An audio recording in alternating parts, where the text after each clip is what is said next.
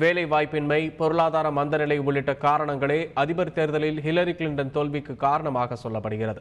இதுகுறித்து விவரிக்கிறார் நியூயார்க்கிலிருந்து நமது சிறப்பு செய்தியாளர் ஹரிஹரன்.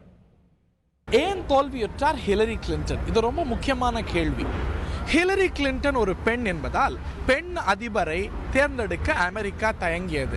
இது ஒரு முக்கியமான காரணமாக இருக்கலாம். ஆனால் இது மட்டுமே காரணம் என்று நம்மால ஒதுக்கிவிட முடியாது. பல காரணங்கள் இருக்கின்றன. ஹிலரி கிளின்டனுடைய ஜனநாயக கட்சியை சேர்ந்தவர் தான் விடைபெறும் அதிபர் ஒபாமா. அவருடைய ஆட்சி 8 ஆண்டு காலம் அமெரிக்காவில் நடந்திருக்கிறது.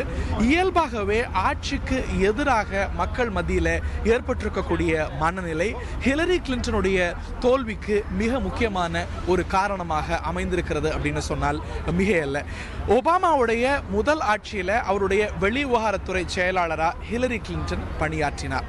ஆக ஒபாமாவுடைய ஆட்சியுடைய குறைகளை ஹிலரி கிளின்டனோட சேர்த்தே மக்கள் பொருத்தி பார்த்திருக்கிறாங்க.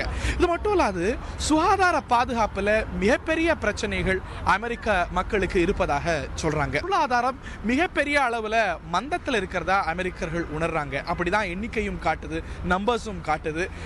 1949க்கு பிறகு மிக மெதுவான பொருளாதார வளர்ச்சி தற்போதுதான் ஏற்பட்டிருக்கு. 1% அப்படிங்கிற அளவில். இதுதான் டொனால்ட் ட்ரம்ப் தொடர்ந்து தன்னுடைய பிரச்சாரத்தில் சொல்லி வந்தார். அதுவும் அமெரிக்கர்கள் மத்தியில் ஈடுபட்டிருக்கு.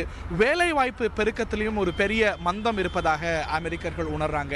இது போன்று பல காரணிகள் ஹிலரி கிளின்டனுடைய தோல்விக்கு காரணமாக அமைந்திருக்கிறது. ஒளிப்பதிவாளர் லூகாசுடன் நியூயார்க்கிலிருந்து ஹரிஹரன்.